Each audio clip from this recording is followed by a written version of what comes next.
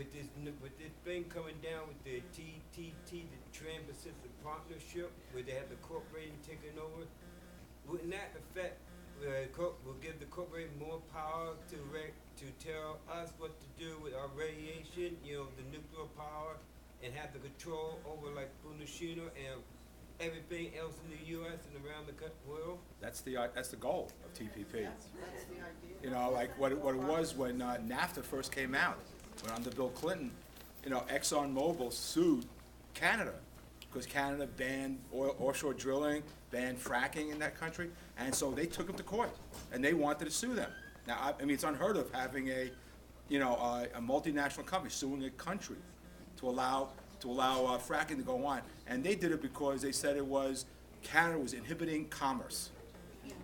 That's what their goal was, and what's going on right now is that out of I think there's 11 countries involved in this TPP, and 2 of them are the U.S. and Japan, and both of them are for TPP, and the other 9 or so are against it.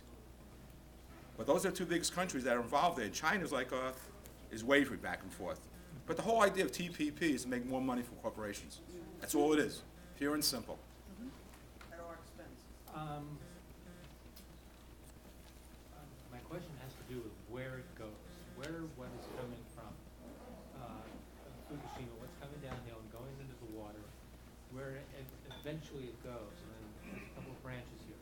One is, how do we detect or know, how do we monitor, say, the salmon in Alaska to see whether salmon that's being caught and shipped, is there anybody monitoring that for any kind of cesium, either form of cesium or strontium or any of the radioactive elements that might be in the water? That's one. And the other is, do these elements become airborne through water evaporation, or do they stay in the ocean? When you're talking about cesium-137, that's more water-based. Water-based. Right. When you're talking about a radioactive hydrogen and iodine, you're talking about in the atmosphere, more or less. They come down that way. But the thing is, though, there is no monitoring.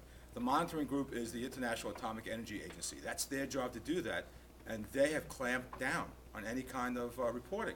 They are saying nothing.